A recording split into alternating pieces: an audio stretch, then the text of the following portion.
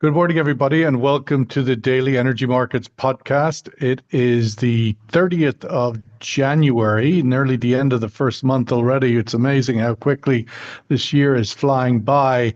Brent crude oil is trading at a little bit unchanged, really, I suppose would be the correct way to say it, 76.62 at the moment in Asian trade. And after that sort of early January, first half of the month, where it sort of soared on all sorts of expectations or uncertainties around Trump policies above $82, I think was the high it hit in mid-January, and has since come off what is now about $5 or $6 a barrel. Let's kick off this morning with where we think things are going today after the Fed meeting yesterday. Let's kick off with Livia Gallerati, Senior Oil Markets Analyst at Energy Aspects. Livia, good morning. First question really is, does Donald Trump have to decide, have to choose amongst his long list of wants, and that he can't have both high tariffs and low interest rates? It's time to choose which one of those two he wants. Can't have everything. We know that in life, right? Yeah, absolutely. And I would add to the list, he wants low oil prices, but he also wants to maybe tighten the screw on sanctions. He wants to encourage US producer to produce more. So there is a long list of things that don't necessarily go very well together. Look, it's still very hard to say exactly what he's going to do. I think the main focus in the market right now is what might be coming out of his stance on tariffs. He did say he was going to announce something on February 1st, which is just around the corner. Potentially, what we think he might do is announce a 25% tariff on Mexico and Canada, but not necessarily implement it, meaning he will give a grace period for these countries to come to the negotiating table on some of the issues that potentially he cares most about, like immigration and what the alleged drug trafficking as well. The reality is that we're speaking to some of our sources in DC, and it's very clear that there is not even a final decision made on that specific topic yet. There's a lot of differing opinions within the closest circle of Trump's policy aides. So we'll just have to watch and see. Jamal Qureshi, Managing Director, Analysis and Strategy at Petra Logistics. Like the Fed, sort of more or less yesterday decided, like the rest of us, we have to wait and see, and it's somewhat of a holding pattern, Jamal. How does OPEC Plus read the Trump 2.0 now, 2 weeks into his administration? Do they need to adjust? Do they need to wait and see as well? Your thoughts of where OPEC Plus goes with their supply plans for 2025? Yeah, I mean, I think for the time being, because it is such an unknown, there's not any particular reason they're saying to back off from sort of their market-oriented approach to things still. That doesn't mean it's going to stay that way. But for the time being, they can be looking at balances. They can say we're going to be, holding off on, unwinding some of the voluntary cuts, things like that, according to how they're seeing the market play out. But you've got a large number of wild cards in there. Thus far, we have not seen, for example, significant impacts on Iranian flows. That could still happen. We're seeing a scramble to try to deal with the latest Russian sanctions. We've certainly seen changes in sanctioned versus non-sanctioned tanker movements, especially in the Far East. But there's not been a point yet where they've had to be able to, firmly decide on sort of overall volumetric changes that have to be involved with that yet. So it's a period of adjustment. That's only going to continue. Battlefield in Ukraine can have a major impact on that as well. So it's a period of chaos, but still, I think in their mind, manageable chaos that has to be watched day to day. Matthew Wright, senior freight analyst at Kepler. Matt, it seems that in some ways we're still in the era of Biden when it comes to the oil markets. As he was going out the door, he put down some pretty, what would appear to be, and particularly in your space in terms of shipping side of the world, that Biden's parting sanctions are really having an impact at the moment. Give us some sense of where we're at in terms of tanker rates and immediate impact on the dark fleet and such things. Yeah, good morning. So I think there's sort of two sides to how the impact has played out. There's how it's impacted the fleet of vessels servicing Russia, so the freight rates from Russia, and then the non-Russian rates. And initially both rose. Obviously the Russian rates rose more sharply, and they have sort of maintained those increases. We've seen very large increases from ESPO in the Far East, from Cosmino to China, and then smaller increases from Black Sea into India, for example. And the reason for that is the Treasury targeted a larger share of the vessels that were carrying ESPO than, say, Urals. Urals being obviously the base load accounts for the vast majority of those ships. But because ESPO is a more premium grade crude, it's more expensive. And I imagine the US Treasury was able to gather more evidence of price cap infringements on those vessels. So we estimate that over 60% of the ships that carried ESPO last year were included in this round of sanctions. That's compared to 19% of those carrying Urals. So we're seeing a dislocated impact in terms of the freight, because essentially to continue to ship ESPO, there needs to be more vessels that are drawn in to solve that problem, less so for Urals. And that's really why we're also not seeing such a continued price impact on crude. The market has seen it, it's observed it, and it's essentially concluded this is significant. This is a significant impact on Russia's ability to shift its crude. However, it is not a massive supply issue. Urals is still flowing, and in fact, ESPO is still flowing pretty well. There's enough vessels in the mix at the moment. We are obviously in a bit of a winding down period, but there's been no long-term issue at the moment. Freight rates, particularly on the non-Russian routes, spiked very sharply initially. We saw a lot of charterers move in to pick up Middle East grades, but then once they realized that the issue is not a permanent one, or at the moment is not significant, those freight rates have dropped right back down again. But Matt, if I just might follow up on that, there's two sides to this coin, or if you want to, whatever analogy, four wheels on this car or whatever. Where are the ports? Because ultimately, yes, the tankers are sanctioned and they're dark fleet, and you hear all about them being naughty. But where are the naughty ports? Where are the dark ports? What's their role in this? Are they adapting? Has this Biden farewell impacted them? Yeah, so I think it's important as well to distinguish between Russian sanctions and Iranian and Venezuelan sanctions, because the Russian sanctions allow for wiggle room, which is the price cap. Now, I think it's pretty clear for a lot of grades that it'd be very, very hard to be trading under the price cap. However, it provides for an owner, at least, the illusion of playing by the rules. And what I mean by that is they are very reliant on somebody passing them information to say this is a compliant trade or not. Whereas with Iranian, it's always clear cut. It's always a sanctioned trade. And the reason that's important is for a lot of owners, particularly operating out the Black Sea and the Baltic, they are not considered dark fleet vessels. They are part of this shadow grey fleet, however we want to term it. And essentially, if a vessel is not sanctioned, and if they can provide documentary evidence to say this cargo is not sanctioned, there's no ports are going to have an issue. Obviously, we're talking really India and China. Now, the difference being is India has always said it will not accept OFAC sanctioned vessels, and it has been pretty clear on that. The more vessels that the US sanctions directly, the more of an issue it becomes, because that's where the implementation really comes in. It's the port saying, we're not going to take that vessel.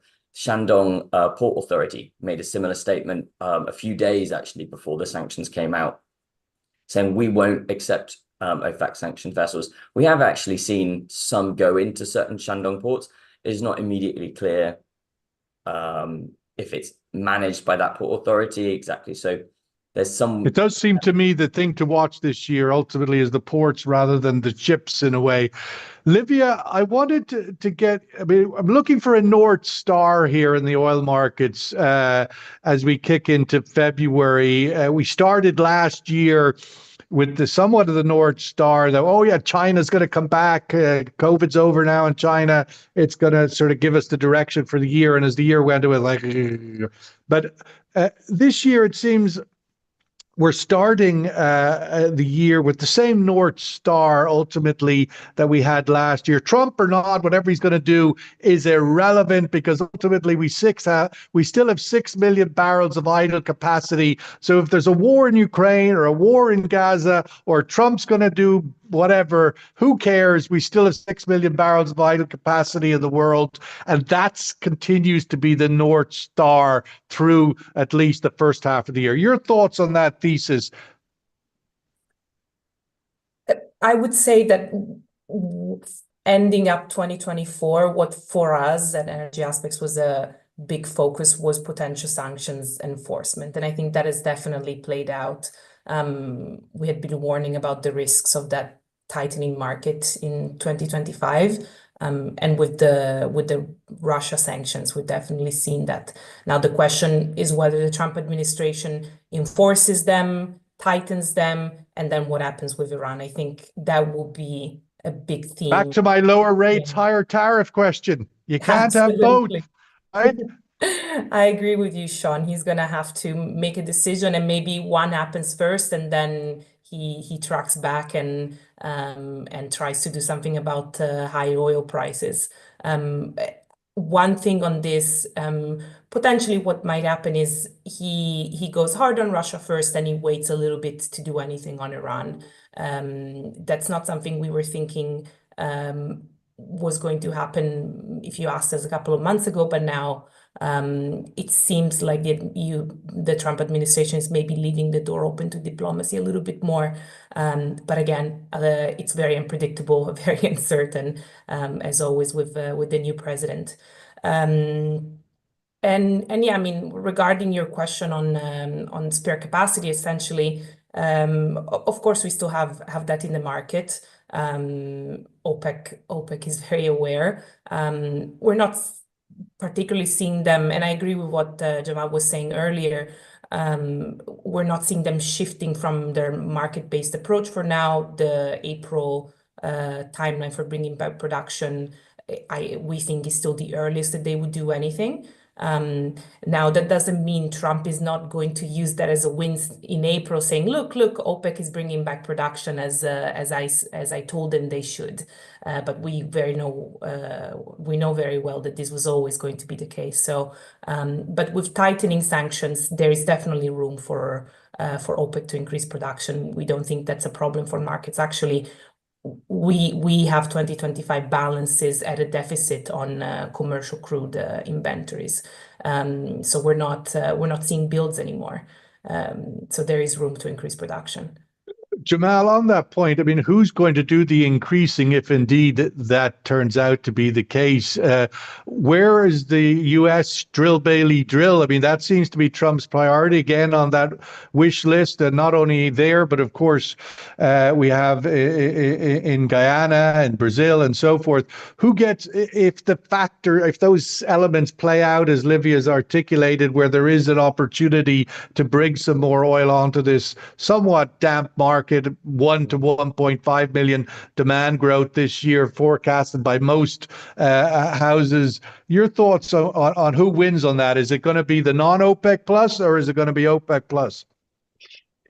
I mean, as usual, it's a mixture, but I would say OPEC has a fair amount of room here, especially the ones who aren't constrained by sanctions. The Saudis, as always, will lead.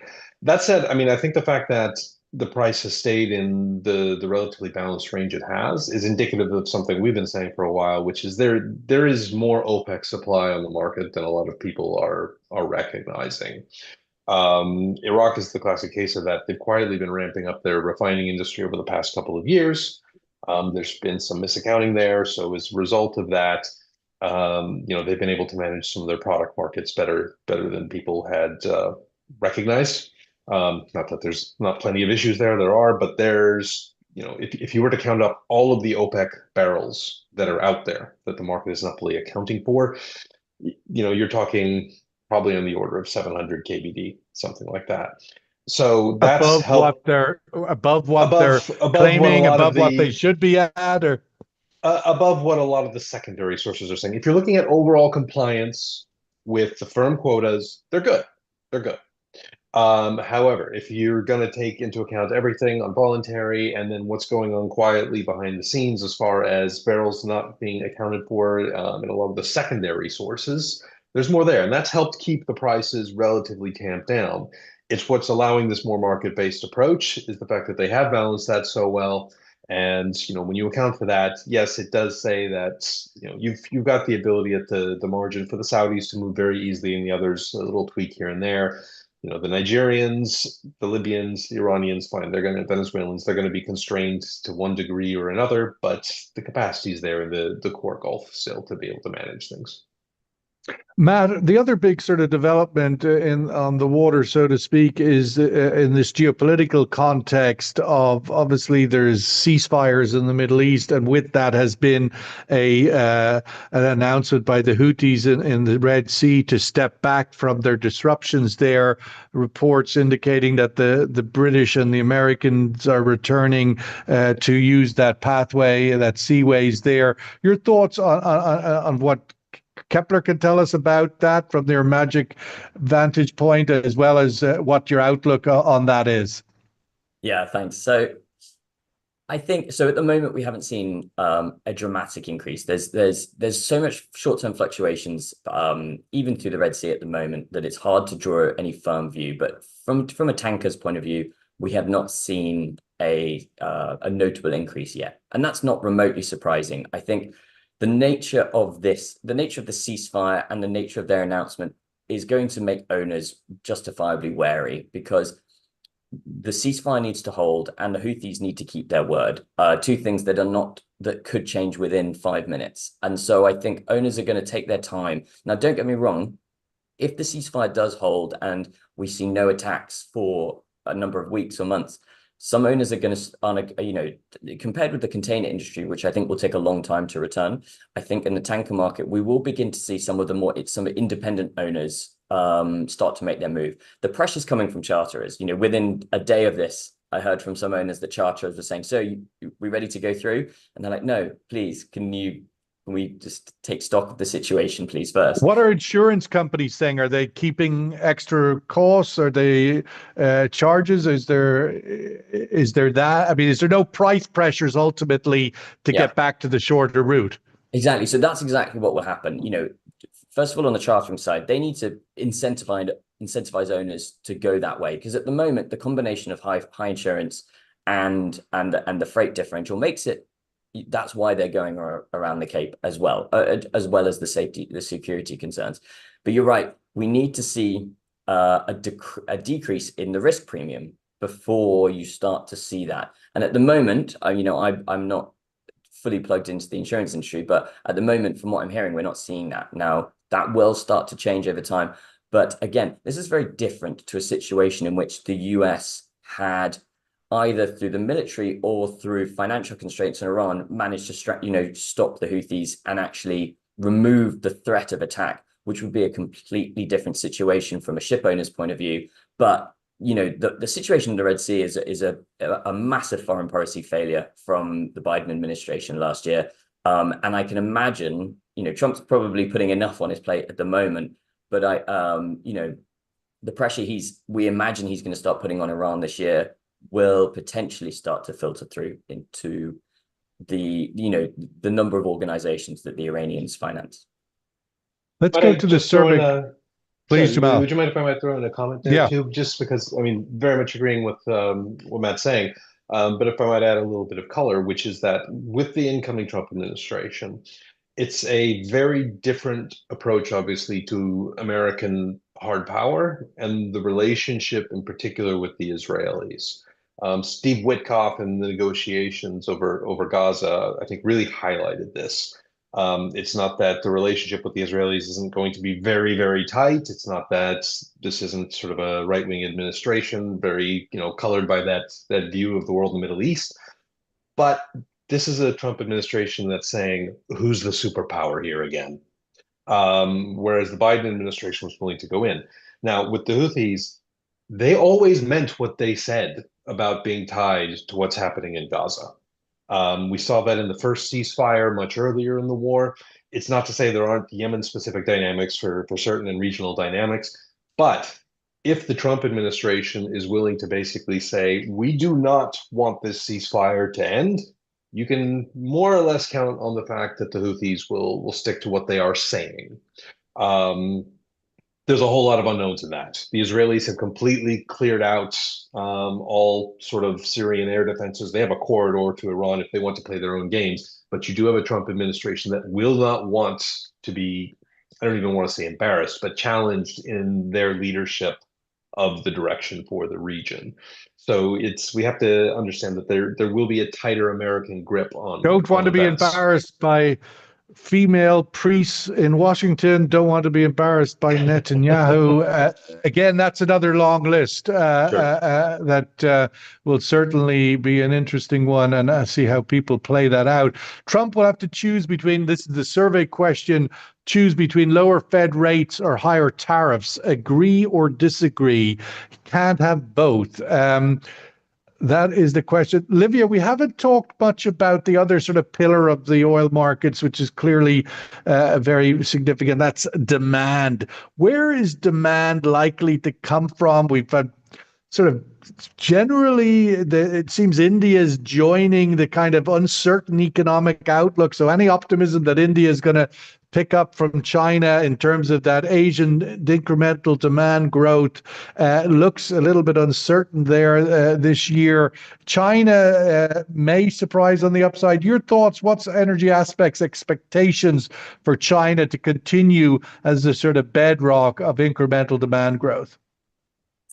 Yeah, it's a very important question. When we look at the composition of 2025 liquids demand growth versus last year, it's definitely still an East of Suez story. But whereas maybe in the past we've seen really China driving the growth, we're actually seeing it a lot more distributed across other emerging Asian economies. India is definitely part of the equation, but there's a other host of countries that contribute to that. I think actually when you're looking at crude though,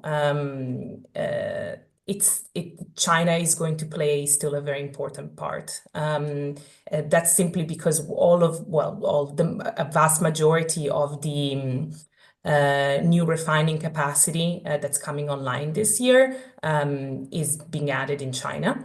We have some new refinery growth projects coming online in other parts of the world, in the Middle East, in India.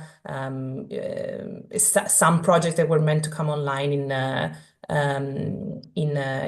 other countries in Asia, like I'm thinking about Indonesia, even Thailand, they've been delayed a little bit. So really China is a big part of the story, and that incremental crude demand. Now that doesn't mean it necessarily translates into more products to the market because of product export quotas from China, but it does add a lot of additional crude demand. We're talking around maybe 600,000 barrels per day of additional runs just from new capacity. It's a lot. But yeah, so I think that space is still really important to watch. China is not meaningless for the market just yet. No, it's not off the stage quite yet. Jamal, a similar question for Europe. And inevitably, Europe is not a demand growth story, but it is a question as to where they're going to get their demand from. And that is my question to you, sitting in Norway and looking across the European demand at sort of energy flows. We saw quite spectacularly, if the reporting is accurate, that Germany imported record LNG from Russia last month. I mean, what's going on? The idea that Europe, we see the Finnish Prime Minister's latest interview in Davos. He expects some significant sort of progress, if that's the word, on the Russian-Ukraine war in the next 3 to 6 months, i.e. it to stop, and then what happens to energy flow. So your thoughts on the future of European energy demand, oil and gas, where's the flows going to move from and to? So it's funny because I mean, there's multiple moving parts here, but I think one of the very interesting things that's been happening here is West Africa having been sort of a final dumping ground source of demand of last resort, for example, for refined products, and how Out of Dangote, Russia. well, no, just for the Atlantic Basin. Okay, right. Okay. And how Dangote is really reversing that. And so it's another piece of pressure on European sort of refiners. Middle Eastern refineries, same sort of thing. Just the knock-on effects of how all of that is happening, and obviously the impact that's had on European refining as time has gone on.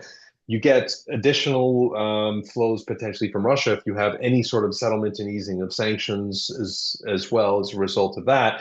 It's just in many ways, there's supply source after supply source after supply source. We've been used to this sort of deficit issue because of what's happened in Ukraine. But if I look Delta from here on out, there's actually potentially more sources than ever that are going to find Europe as a dumping ground. So, sources of supply will not be lacking for Europe. It's, we could be facing in But will they have a volumes. choice? Will they have a choice other than buy American? America first is the phrase. It's just another one of those sources. You can buy American, you can buy Russian, you can buy African. It's all going to be on the table. It depends, I suppose, who you want as your bodyguard. If you don't want a bodyguard, you can buy whoever you want. But if you want a bodyguard, it seems that you have to buy American. Matt Rath, last word with you. Just looking at the survey question, survey result, when we think about the outlook for rates, it was a sense that last year rates were a big story. The price of money was continuing to rise, of course, and then somewhat plateaued. That Trump will have to choose. This room at least 2-1. You agree with that statement? Your thoughts looking forward, where Feds go, where tariffs go, and how that might impact the oil markets? Yeah, I mean, I won't comment too much on the Fed side, but I think on the tariff side, I think the problem is for the US, it would really have the opposite effect of what he's trying to achieve. Like, I mean, as we've said, particularly for Canadian, but also Mexican fruit, that, the US just uses a huge amount of that. I mean, not to just focus on the freight side, but that would be incredibly bullish for freight. Freight rates on those routes would increase. The only impact is longer voyages from both Canada and Mexico. So, I think it would run, And are you seeing any of that yet in terms of? No, I think they're definitely all in that wait and see situation. Owners will be looking for anything to support the market. They're very much, the combination of the Red Sea, Russia, Ukraine, sanctions and potentially tariffs, they're all good for an owner's point of view, but you take away one of those pillars and the market does show how weak it is fundamentally. Yeah, interesting. It does seem that every time there's some drama, the price wants to go up, but then inevitably the gravity of demand, and to a great extent, I still think the North Star of idle supply keeps this capped and dropping down closer to 70 than 80. Listen, thank you so much, as always, Matthew Wright in the UK, Jamal Qureshi in Norway, and Olivia as well in the UK. Thank you so much for getting up early this morning, because I know it's 4-hour time difference these days, and we appreciate that. We look forward to having you guys on again soon. All the best. Have a great rest of the week. Take care. Thank you. You too.